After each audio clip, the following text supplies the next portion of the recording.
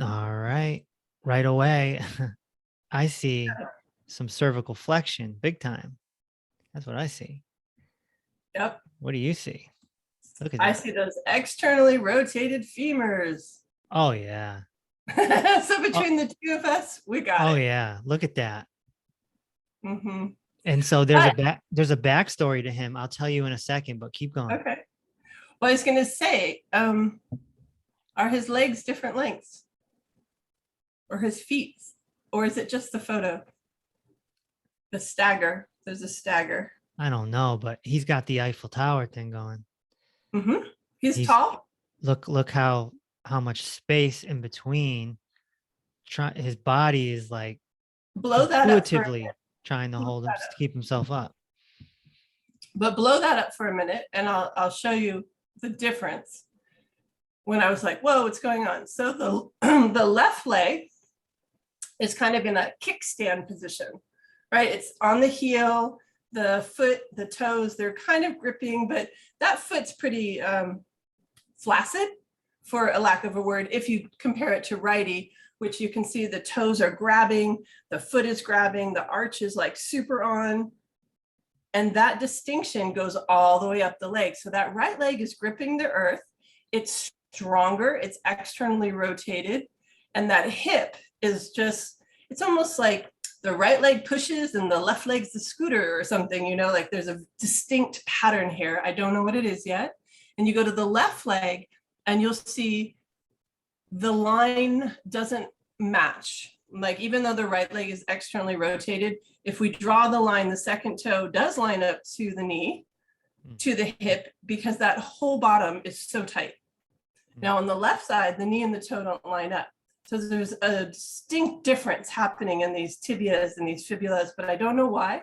So of course we're going to look at the hips. Yep. Dun, dun, dun. And what do you see? He's sneaky. Well, I see his hands, Mm-hmm. and that's not a good thing. We got a computer guy here, is what I see. I can see that for sure. Let's draw the plumb lines. The plumb lines always tell the truth. Do your sidelines. Yeah, we only got a That's okay. one, but we can work with it. You can do a lot with one.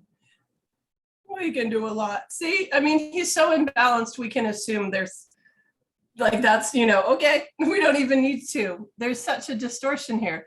The pelvis is in front. Yeah. Right. And it's anterior, which is why we've got that external rotation. So if you try it on your body, he's let his pelvis go forward. And then because the body says you're going to fall, his butt turns on super tight, especially the right, and holds on in external rotation. Yep. And then that right foot is like really holding on. So if we had the other side, I would imagine he's rotating clockwise much more, just because of the gripping of the foot. Could be wrong. And we can see the interior pelvic tilt because his shorts are going downward. Mm-hmm. And then it's confirmed by those strong externally rotated femurs that it's sticky, right? I mean, and imbalanced. And when I mean sticky, I bet asking this gentleman to put his feet straight without, you know, prepping him through some ideas like rebalancing those inner thighs, for one, he would not be comfortable. Even though it's good for him, he'd be like, oh, my feet don't do this, my hips don't do this, because they're so externally rotated. Think of a ballerina or anyone, like, we've got to them back forward. Yeah, and then his feet will straighten up and his pelvis will swing back. But it's that feet, nothing's changing until the femurs change. Nothing's changing. Yeah, his knees way out in front of the line, his hips out in front of the line, his shoulders somewhat there, almost like a sway back, kind of. Oh, he's an anterior sway back. Yeah. He is an anterior pelvis in a sway back. But it's the neck that's concerning for me. You know, being a computer athlete myself, I experienced this. He's got kind of a hump here. The hump is his shoulder blade, not sitting on his rib cage. So that hump you see is a shoulder blade that does not have enough lower trapezius stability. Mm. It's over lengthened. It's disconnected and they're kind of riding up. And the trapezius, as I explain it, is like the psoas of our upper body. It's so massive. So massive. In It's a fact, huge part we of your shoulder stabilizers. we can kind of get a view of this here. And his imbalance, his protraction or his ability to open is good. His ability to retract is poor. Mm. So it's that imbalance. And then there's 9 other muscles that work with that muscle. So imagine they're all having their own party on the back. Look at the trap. So that's working in an ideal situation. But if you put the rib cage and you twist the rib cage, that mechanism struggles, which is what we see on his back. Yeah. Because they're not able to fully retract. That's retraction. He's good at the opening, protraction. He's not good at retraction and extension yet. Right. But yeah, Right. huge muscle. It's going to play into the front. Look at all these muscles as we start to strip them away. I mean, it's just impressive.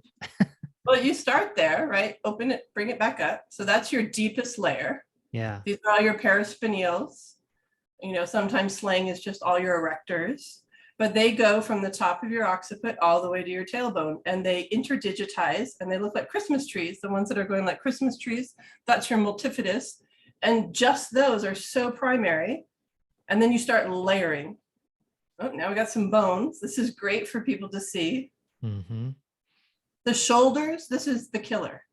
The shoulders on the back, you see those blades? Mm. They just move around by muscle. They're not attached, only in the front on the clavicle. That's it. All motion of the shoulder is muscular, postural, head, neck controlled. So if you're here, you better believe your head's forward. The head affects the shoulder. If you're here, like our girl who was, you know, having a hard time breathing and then she had to come this way. But you can't manipulate a piece of the body without affecting the other. It's like taking a towel to the beach. You know, you throw it out and you're like, I gotta go get that corner. You're like, wait, I gotta go get that corner. I'll put my shoe on this corner. I'm gonna hold that corner down. And I gotta put that corner down. And our body kind of is like that. If you pull it one way, everything kind of goes with it. Oh, look at the neck muscles. Aren't they beautiful? I just All right, think. so let's go back to his P ray real quick. And I want to tell you the backstory, okay? Okay, tell me the backstory. He was born with his hips dislocated. Oh, he had dysplasia. Yes. Yes. That makes total sense. Yeah. Oh my goodness. And his issue, according to him, is up here. This is where he has discomfort, and sometimes he gets acne here and there. And he eats a very clean, nutritious diet. So But it's not a now diet. take your square and go down lower. Go lower. Here. Yep, let's do that. Okay, now those are the tips of his shoulder blades popping out. Yeah. So if you're thinking about what we were just looking at, like if I had little tongs, if I could, those shoulders need to be pulled back down onto his back. Same thing on the right, but his erectors are working really hard below to do that job. And you can even see the little bit of, scoliosis is a harsh word, but there's a curve. It's probably about 10 degrees there, 20 maybe. When you're born with dysplasia, the way it presents as a child, you have a very shallow hip, which explains why he's working so hard. And the psoas is working, everything's working so hard. When you have a shallow hip, they pop out. You're born with dysplasia. My friend had it. And you walk kind of like a oompa loompa. You throw your body way back because your hips can't sink. The femur can't sink into the acetabulum, which is the fancy way of saying super shallow, it falls out. And like, So we want to rehabilitate his strength in his lower body, like undo all that strength so he can get some upper body. And the shoulder girdle is way off, like super off if you look at the shadows. And that's really messing with his neck, as you can comment as a computer athlete, right? That whole shoulder girdle needs to come back, literally like a backpack. Boom. You can see the difference. Yes, you can. I mean, that's his shoulder girdle. And that tells you he has a weak serratus. We call it winging. It actually is called winging. You'll see a lot of red carpet modelly ladies with the stringy straps and their shoulder blades. For a little while, it was very vogue to have a weak serratus. It goes with this body type. So he has weak trapezius, which you shared with our peoples. And the counter synergistic muscle that goes with trapezius is your serratus. And they work together to create protraction, retraction, or push-up, right? So if one's not working, the other one's not working because they go together. And that's why he's stuck in his neck. Look, he's got the puppy dog posture too. Look at his ears. Well, he's probably a left-handed guy, you know, like the mouse and then the da-da-da-da, I don't know, but it's usually at the computer. He's disconnected. And then you can see the rotation. His head's going one way. Yeah. His ribs are going another. It's a lot of work. We could help him so much though, because dysplasia is not an issue once you're a grown-up. They fix it when you're little. It just is like anything you're born with. It's a thing. Right. But imagine this person as a youth kind of walking with their legs really wide, trying to find balance, because until they figure out how to get the hips strong, that's what it feels like. Right. But man, we could give him standing at the wall with a block. Yeah. Straight away, right? I had him do some arm circles and he said the backward arm circles were very difficult. Yeah, that's going to be a challenge for him because he doesn't have enough lower trapezius stabilization he can't retract. He doesn't know how to retract well. So arm circles require retraction and thoracic stability on top of a stable pelvis with legs facing forward.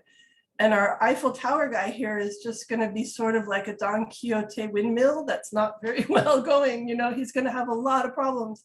So we would work on the pelvis and the legs. Because like I said, once we unlock those femurs, that area, that's all because his imbalanced psoas. So once we rehabilitate the psoas, he'll be much happier. Look at the lumbar. And it's super easy. Mm-hmm. This guy would love the tower. Like his name should be Tower. Yeah, we could get on the tower, huh? Yeah. Mm-hmm. All right. So we'll work with him and get him corrected. If anyone else wants their P-Ray exam, then make sure you get into the Peace Over Pain Clinic Facebook group, and that's where we will handle that. Yeah, let's get motivated. Let's make change. Be the change you want to be on all that good stuff. It's really easy. Change your vertical load and have a better day.